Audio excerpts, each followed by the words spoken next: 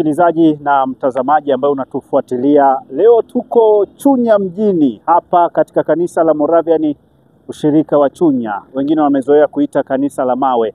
Ibada ya maombi imetukutanisha na waumini wa kanisa la Moravian Tanzania jimbo la Kusini Magharibi, ambapo tumekuwepo hapa tangu majira ya asubuhi mpaka majira ya saa 9 alasiri. Yote ni kuhakikisha kwamba tunakupatia kila jambo ambalo linakuwa linaendelea katika ibada hii ya maombi. Lakini zuri kuliko yote ni kwamba askofu wa kanisa la Moravian Tanzania jimbo la Kusini Magharibi, mchungaji Robert Yonda Mpangani, ndiye ameongoza maombi haya. Amekuwepo hapa pamoja nasi katika kumlilia Mungu juu ya kanisa pamoja na taifa kwa ujumla wake. Mambo mengi yameweza kujiri na mimi kwa sehemu niko hapa ili niweze kukupitisha katika yale ambayo yote yameweza kujiri kwa ajili yako. Unapotufuatilia popote, basi ambatana pamoja nasi. Lakini kwa sasa naomba nikupe nafasi ya kumsikiliza baba askofu Robert Pangani ambaye amekuwa na ufunguzi mzuri wa ibada hii ya maombi hapa katika kanisa la Moravian ushirika wa Chunya ambao unapatikana katika wilaya ya Chunya ndani ya mkoa wa Mbeya. Mimi ni Hobokela Lwinga. Endelea kubaki pamoja na mimi.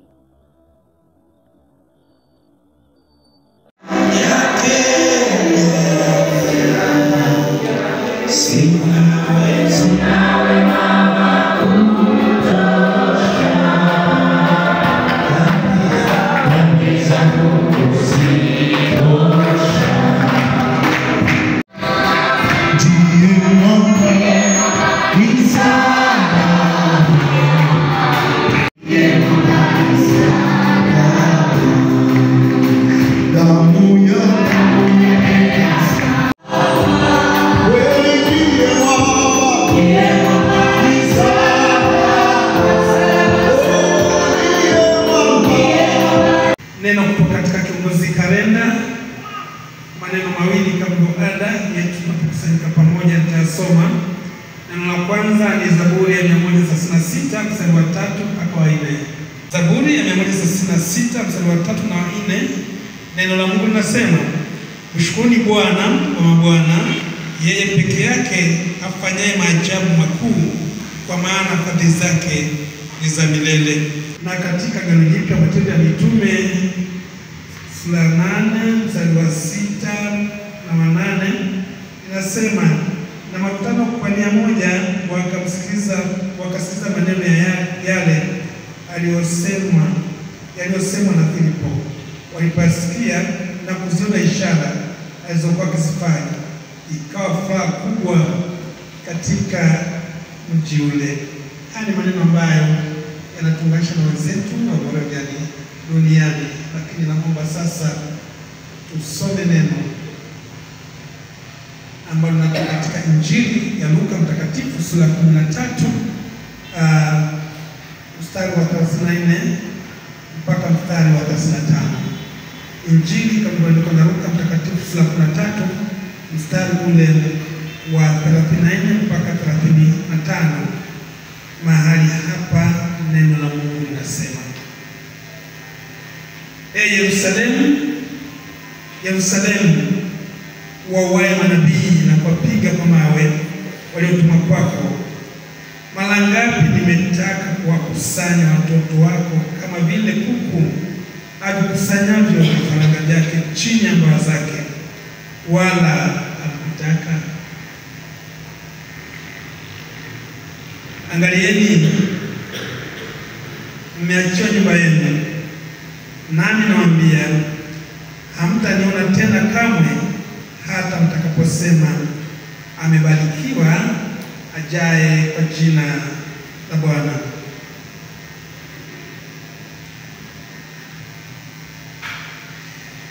Maneno haya ni maneno ambayo Yesu anasema akilenga mji au jiji la Yerusalemu, jiji ambalo lilikuwa ni senta kubwa kwa imani ya Kiyahudi. Ni mahali ambapo Wayahudi walikusanyika na kufanya ibada zao pale. Ilikuwa ni moyo wa Wayahudi katika masuala ya imani. Yesu alikuwa na mazoea pia kwenda huko kutoka Galilaya kwenda eneo hilo kuweza kuabudu kama baada ya Wayahudi. Mara nyingi Yerusalemu ni mji ambao ulijengwa kwa weledi mkubwa sana, lakini pia ulibomolewa mara kadhaa.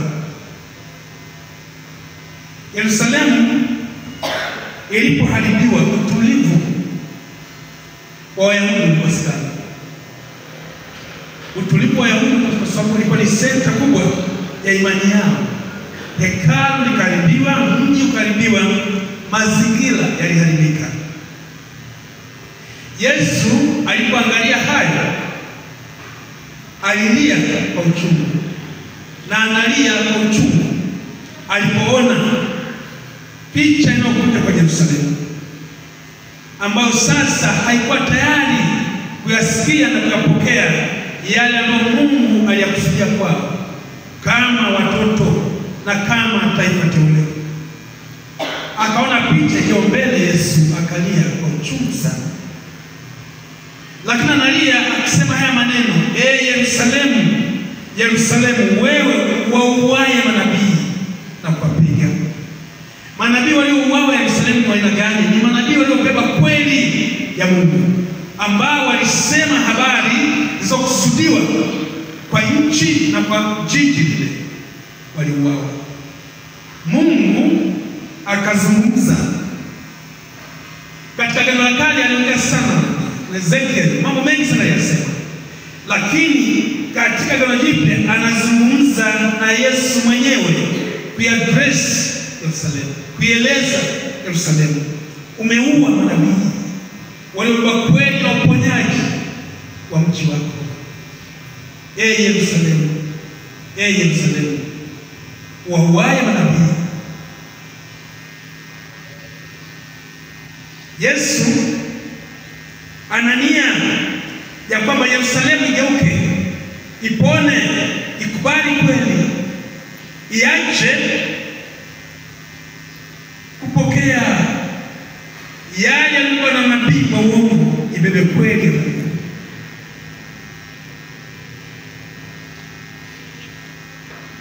Mahali pengine tunasoma na kuangalia habari, nikaangalia tukitoka katika kipindi hicho na kaona ile ya kwanza, kwa leo Yerusalemu anaweza kuwa nani?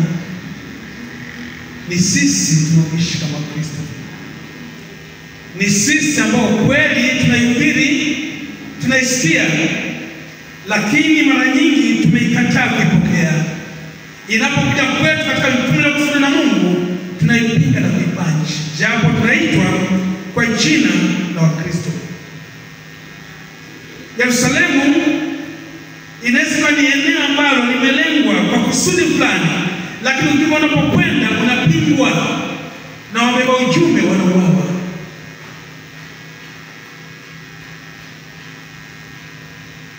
Mahali pengine kumekuwa maelezo kwamba kusema kweli upo hatarini, lakini nataka kusema kwamba huyu anayemiliki maisha ya wasema kweli na wasema kweli anaangalia. Tutaendelea kuhubiri kweli mahali ambapo hapana kweli. Tutatangaza Kristo aliyesema kweli na ambaye anasema kweli itaweka huru wakati wote. Ikiwa kuna maeneo nchi haitaenda sawa, ni nafasi yetu kwa viongozi wa dini kusema kweli na kwa Mungu, kwa sababu ni uponyaji kwa taifa zima. Sote tumeomba na Mungu, na sote tutakufa, sote tutapesi hukumu ambayo iko mbele yetu. Yanapotokea siyofaa katika taifa, tuna nafasi ya kusema kweli ya Mungu ili tupone kama taifa. Nia si kugombana, nia si kuuana, nia si kupishana katika hatua zote mbaya. Nia ni kuponywa kwa nchi yetu, kuponywa kwa taifa letu, kuponywa kwa viongozi wetu, kuponywa kwa mifumo yote ya usalama, ili raia wawe salama kweli, simame. Lakini pia kuponywa kwa kanisa lisimame katika msingi ambao Mungu ameukusudia. Kanisa ni nguzo kubwa sana kwa taifa. Kanisa linaposimama katika kweli, taifa pia linapona. Kanisa likiparalyze, likasema yasiyofaa, hata taifa laweza kupoteza dira, kwa sababu Mungu tunayemwabudu ndiye anamiliki mifumo yote. Tuna nafasi kama kanisa kusema kweli ya Mungu, lakini pia kuiishi hiyo kweli ya Mungu Tunaposimama kama viongozi wa dini, tusibabaishe na kupoteza kusudi la Mungu alikusudia kwa watu ambao aliwafia na akawaumba. Serikali itatusikia tukisema kweli. Serikali itatupuuza tukisema uongo. Tunasema katika ukweli. Nikirudi katika maelezo ya kawaida, Yesu aliona yanayokuja mbele. Yesu alipinga ushabiki usio na maana, hasa kwa manabii ambao walibeba nia ovu ya kuwafariji watu maana ambapo hapaswi kufarijiwa. Mahali panaposema kweli, manabii wa uongo walisema yasiyo ili kufurahisha nafsi za watu.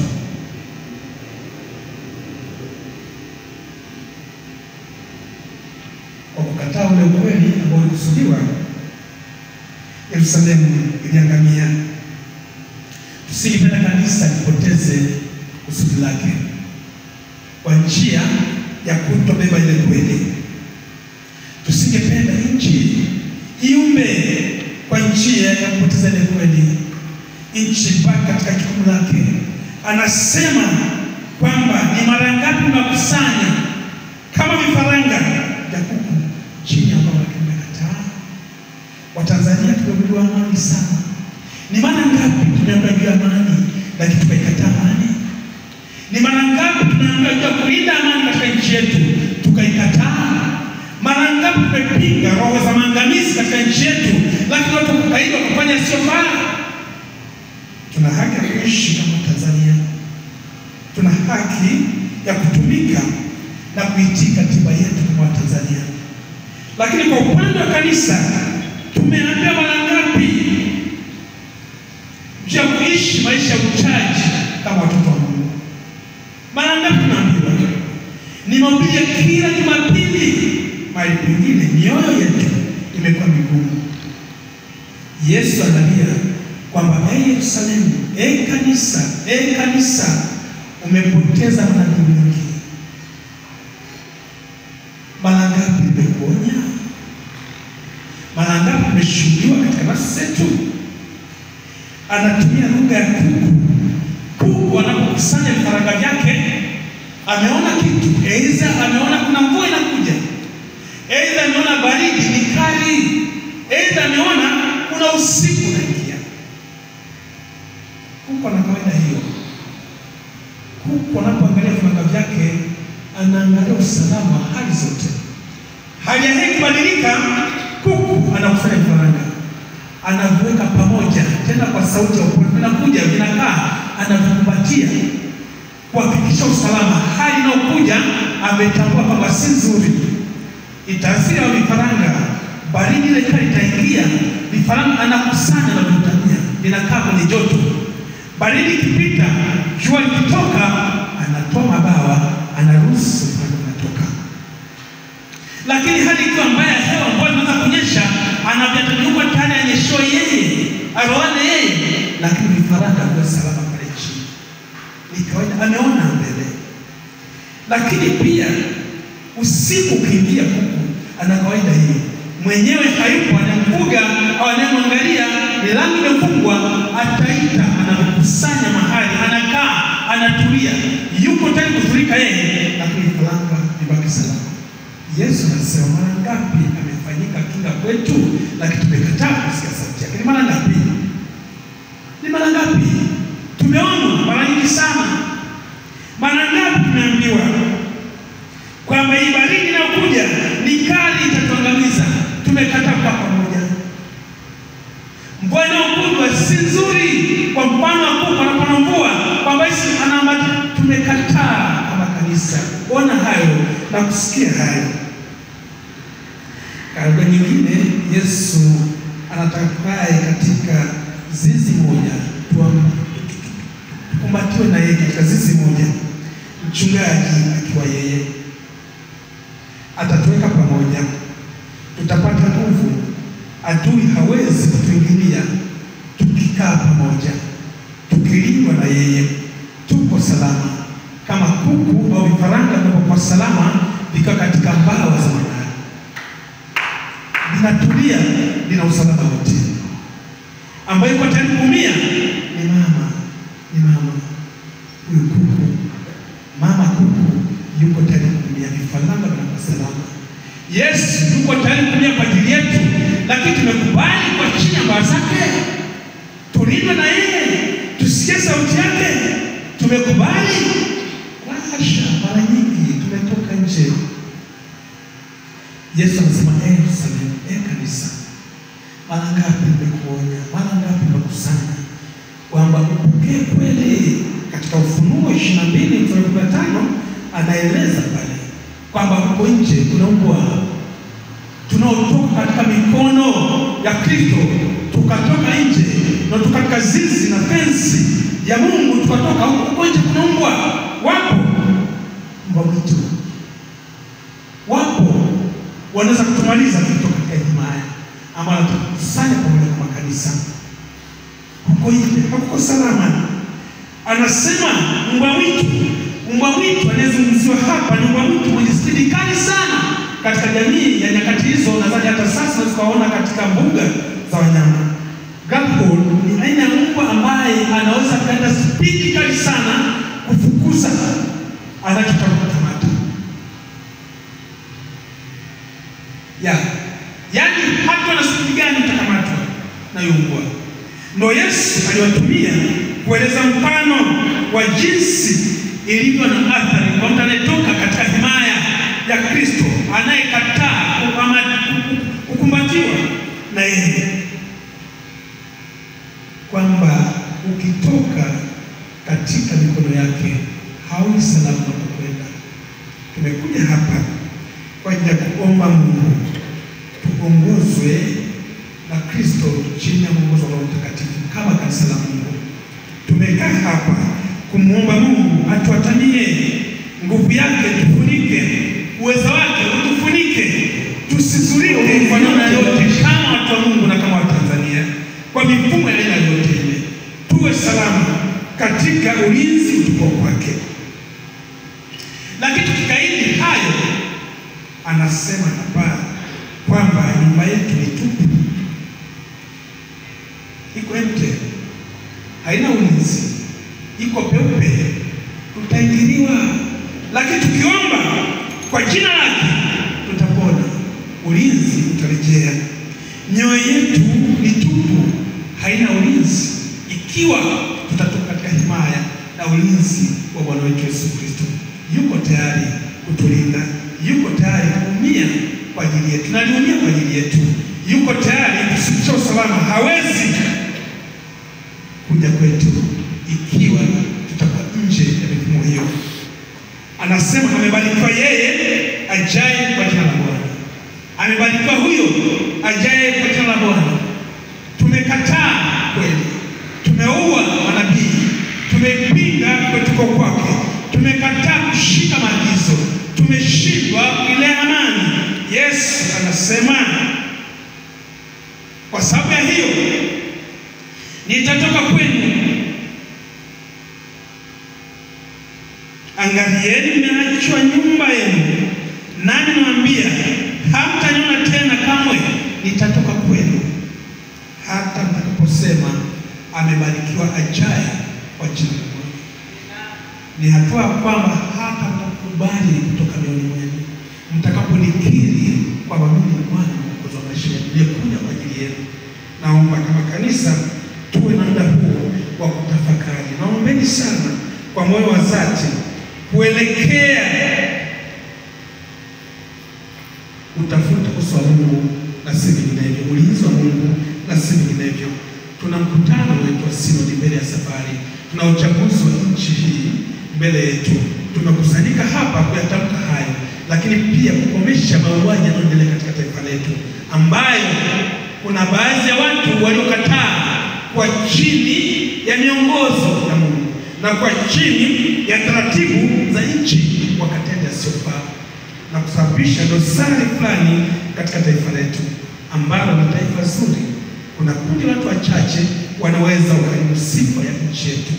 Tuwe salama usiku na mchana, watu wafanye kazi. Yesu anatuambia tukusanyike pamoja kama watoto wake, tumuombe, tutambue kwamba yeye anayekuja kwa jina la Bwana ndiye aliyebarikiwa.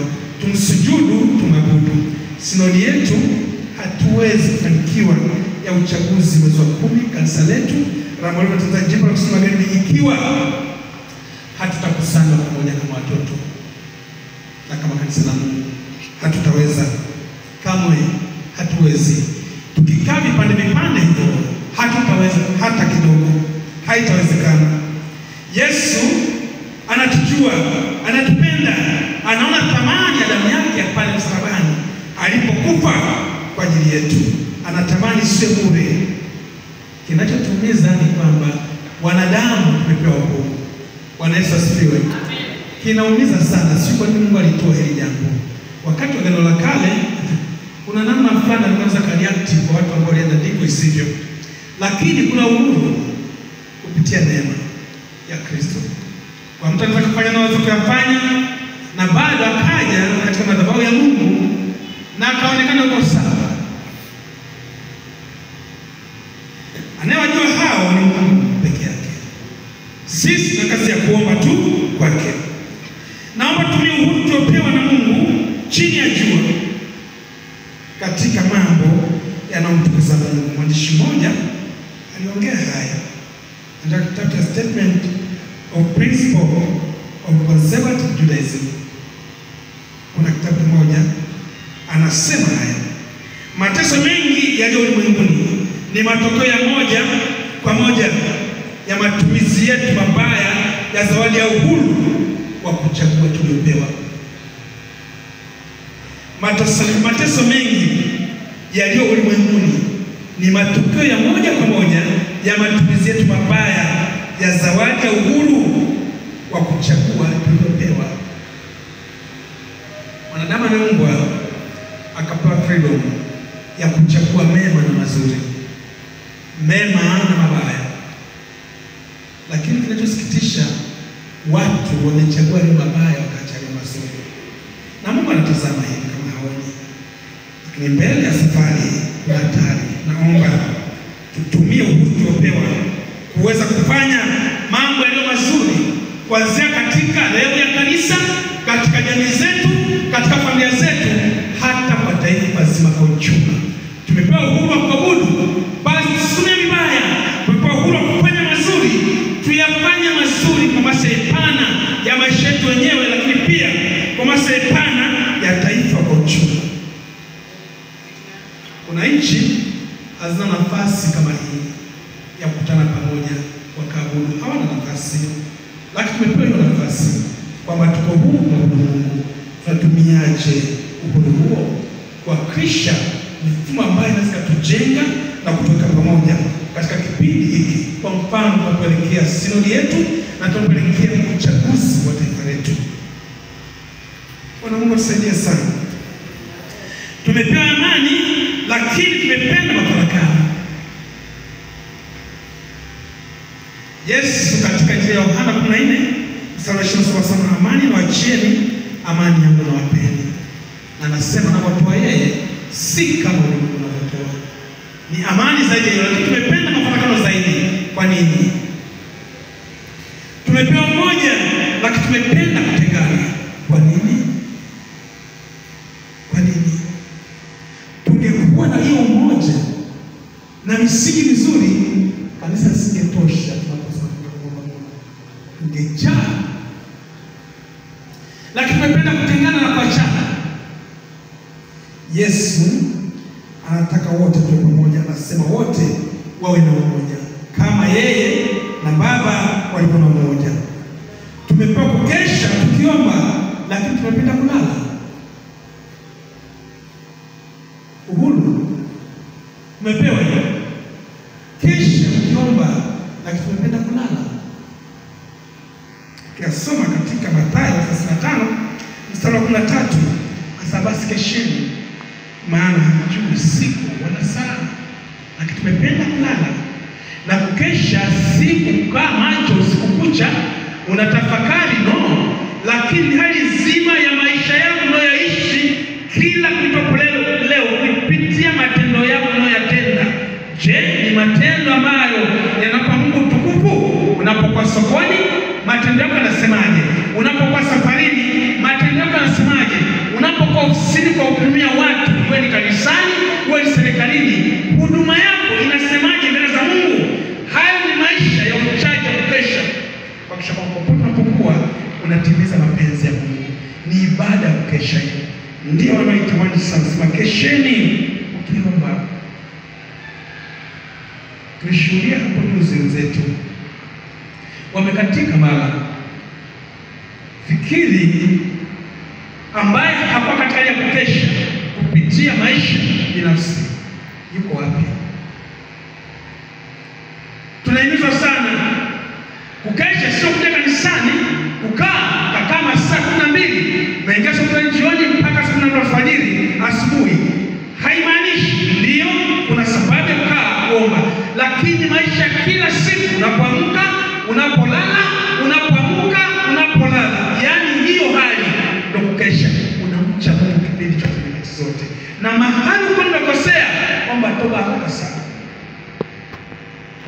Kwa maana Yohana akasema tukisema tunaweza kujidanganya wala kweli haipo ndani yetu, lakini tukizingama dhambi zetu tuna haki hata tujue udhalimu wote tuofanya. Tumepewa hiyo kukesha. Je, mara ngapi tumelala? Kulala ni kutenda, sio kulala. Katika kanisa yapo mekatendika sofa. Katika nyumba zetu yapo mekatendika sofa. Katika serikali yetu yapo mengi yatendeka sofa. Nataka niseme serikali ni mkono wa Mungu, unaoperate vizuri tu. Mamlaka iko kwa Mungu. Ndiye anamwezesha Mheshimiwa Rais wa nchi yote ile kutenda majukumu yake kwa raia wake kwa nguvu pana sana. Ndiye anayemwezesha kiongozi yeyote yule, kwa sababu yeye amepatia uzima. Tunapumua kwa sababu ya nguvu yake. Ni mkono wa Mungu kupitia sisi. Unafanya kazi. Unapofanya kazi serikalini, uliyefanya kazi ya serikali, unapaswa kuwa na maisha ya uchaji katika miradi unayopewa, katika shughuli unazofanya. Kuwa mchaji, kuwa mwaminifu kipindi chote. Ni maisha ya kukesha hayo, ukimtukuza Mungu na kufanya mapenzi yake katika project uliyopewa. Iwe ni mwalimu, iwe ni nani, popote unapofanya kazi, jaribu kuwa na maisha ya kupendeza Mungu kwa njia ya huduma hiyo kwa watu. Uwe Mkristo, nafasi uliyopewa, mchungaji, askofu, kiongozi yote, Mkristo, uwe na nafasi hiyo ya maisha ya uchaji, kumpendeza Mungu na kuwapendeza watu waishi nao katika siri na katika hali ya uwazi. Ni maisha ambayo Mungu anatamani sana kwetu tulioitwa kutumikia. Na tunakusanyika hapa kama kanisa kuomba hayo yasambae katika nchi yote, kumpendeza Mungu. Tuwe na jamii iliyo salama, tuwe na jamii yenye hofu, tuwe na jamii inayomcha Mungu. Magomvi yasiwe katikati yetu. Nimesema katika uchaguzi wa kiserikali au wa kitaifa kuna maombi yatafanyika, lakini katika Mambo ya Nyakati ya Pili sura ya 7 fungu la 14 ameeleza wazi hapo. Mambo ya Nyakati ya Pili, naomba tuangalie hapo sura ya 7 mstari wa 14. Aliyepata za kasoma sehemu hiyo. Nyakati wa Pili 7, okay, iko hapa mstari wa 14 inasema, ikiwa watu wangu walioitwa kwa jina langu watanyenyekeza na kuomba na kutafuta uso wangu, kunitafuta uso na kuziacha njia zao mbaya, basi nitasikia toka mbinguni na kuwasamehe dhambi yao na kuiponya nchi yao. Sasa macho yangu yatafunguka na masikio yangu yatasikiliza maombi ya watu waombao mahali hapa. Niombe tusipuuze swala la kuombea nchi. Tukusanyika hapa kwa ajili ya tusipuuze hili jambo. Mahali hapa tulipo Mungu yupo. Tumekuja tunaomba toba mbele zake, tunaomba toba kwa ajili ya madhabahu hii. Tumesafishwa mioyo yetu, tunaona kwamba mahali hapa kwa unyenyekevu Mungu ataliponya taifa letu. Mchakato mzima wa uchaguzi utaenda vizuri na tutavuka, tutapata viongozi watakaotuongoza kwa hatua nyingine ile mbele yetu, bila magomvi na bila mapigano na bila mwagaji damu. Inawezekana kwa sababu Mungu yupo. Lakini niombe sana, tumepewa zamana kama wachungaji.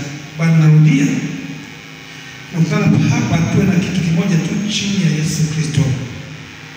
Katika Yeremia 23 mstari wa kwanza ametoa ole pale mahali kwa wale ambao wanatumika mifumo.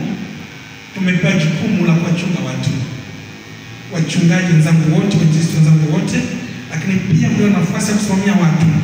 Anasema wale wao wachungaji wanaoharibu na kutawanya kondoo kwa malisho yao. Yeremia 23 mstari wa kwanza. Ole wao wachungaji wanaoharibu na kutawanya kondoo kwa malisho yao. Naombeni popote pale tulipo kama watumishi, tuwajenge watu tuliopewa kuhudumia katika mifumo ambayo haitawafanya wakatawanyika wakashambuliwa nje. Tuwachunge, tuwaimarishe, tuwafundishe kwa sababu kutenda hata katika nyakati ngumu wasimame na Mungu. Vita yetu si ya damu na nyama wala mashambulizi ya uso. Vita yetu zidi ya nini? Ni zidi ya nini? Zidi ya na nini? Hatusomi Biblia. Na kwa nini hatuwezi kuyafanya hayo ikiwa tutakuwa nje ya mfumo wa Mungu? Niombe wachungaji tulichunge kundi, wainjilisti tulichunge kundi, tuliokusanyika hapa tulichunge kundi lisitawanyike. Wakitoka kwa nje hawako salama. Katika Wakorintho wa kwanza sura ya kwanza mstari wa 12 anaongea haya maneno, mambo ambayo yanatufanya wakati tupe ole kama wachungaji au kama wainjilisti au kama viongozi. Tumeweka watu katika makundi, na hii ni hatari hata kwa uchaguzi wa mbele yetu wa kanisa. Tusiweke watu katika makundi. Hii agenda ni muhimu sana sana. Anasema maana yangu ni kwamba mmoja wenu usema mimi ni wa Paulo, mwingine usema mimi ni wa Apolo, mwingine usema mimi ni wa Kefa, na mwingine usema mimi ni wa Kristo. Kuna onyo nilitoa hapa, tuwakusanya watu wawe chini ya mamlaka ya Kristo na si chini ya mamlaka yetu wala mifumo ya aina yote ile. Tuwapeleke watu kwa Kristo ili tunapoenda kuomba kwa ajili ya jambo linalohusu kanisa au nchi, tuwe chini ya himaya ya Kristo na si chini ya himaya ya mtu. Bwana Yesu asifiwe. Tukifanya hayo tunatamani machoni pake. Tukifanya hayo tuna nguvu ya kusikika mbele za Mungu. Tukifanya hayo Mungu anashuka popote pale ulipo, hata kama utawanyika katika mfumo wa aina gani, ukawa peke yako ukiita, nguvu ya Mungu itashuka kwa ajili ya hitaji unalo. Naomba sana sana tuombe kwa ajili ya kanisa, tuombe kwa ajili ya kanisa. Ni nyakati na saa ambazo tunapaswa kupona na si kuangamia. Hata kama tunaangamia, tuangamie katika jina lake. Ina maana kubwa sana, ina maana kubwa mno. Ni saa hasa ya kanisa kuacha blanda na kufanya kumaanisha. Tuliopewa jukumu la kuyafanya hayo, tuweke kanisa katika mfumo ambao Kristo anakusudia. Tutimize mapenzi yake, tuzae matunda yaliyo mazuri, tuonekane kama taasisi kweli ya kidini iliyojikita katika huduma zilizokusudiwa, tukiangalia misingi ya Bwana wetu Yesu Kristo. Kila anayekuona akuthamini kupitia mfumo wa maisha yako. Hata kama watakapopata matope, mchungaji ni muombaji ni nani, lakini upate matope katika mstari wa usahihi inafaa sana. Maana hata Yesu alitendewa hayo. Hata wale manabii waliowahi Yerusalemu waliwapa kwa sababu hiyo kweli, lakini thamani yao ilikuwa sana mbele za Mungu. Naomba tusimame hivyo kwa watu wa kuomba, tuombe kweli ingie katikati yetu, ituongoze katika maisha, ituongoze katika yote tunaona kama ni shida mbele yetu. Nimesema kwa sababu naona katika kipindi na nyakati za uchaguzi, hasa sisi watu wanaachana sana. Naombeni sana tufunikwe na mbawa za Mungu. Kama kuku anapotafuta mwana wake, naombeni tufunikwe na mbawa za Mungu. Bwana anaposhuka kwenye mkutano ule wa sinodi, kwenye viwanja vile wilaya ya Mbeya, kanisa la Moravian, wilaya ya Mbeya, akashuka kwa pamoja, atupatie na kusudia.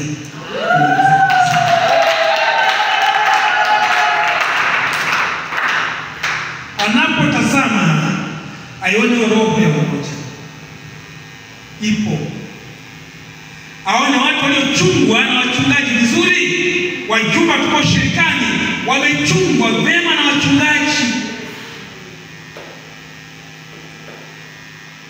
Ni hitaji langu kubwa, sina jambo lingine la kusema zaidi ya hilo. Kama kiongozi wa kanisa, ni hitaji langu kubwa kuona kanisa limekaa katika kundi moja hivi.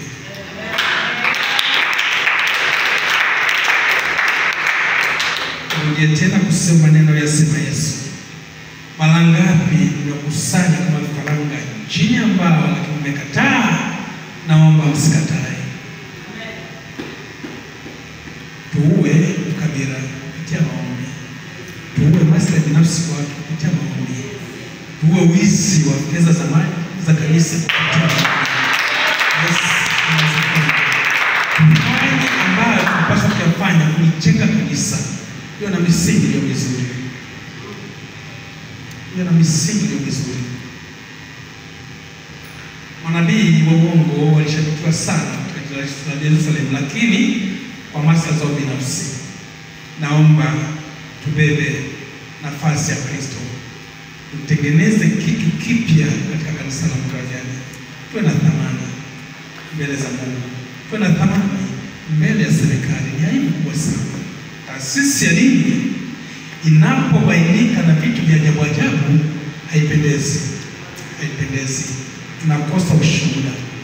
Naomba tukusanye kama kuko na kutumia vifunga vyake chini ya uongozi wa Kristo. Na Bwana tuchunge hata hapa, tulete mawazo yetu pamoja katika maombi ya ibada hii, tukae pamoja kwa nia moja. Kama kuna mtu amekuja kwa ajenda zake, naomba utoke uingie tulipo. Yesu anapotazama, atazama watupu hapa. Unapotamka, tunapotoka katika uwepo wa Mungu katika sisi moja. Bwana awabariki, na Bwana watunze, na wape thamani kubwa katika maisha yenu. Kwa mifumo yote tunayopitia, changamoto tunazopitia, naomba Mungu awavushe kufikia ng'ambo ya kusudiwa. Lakini pia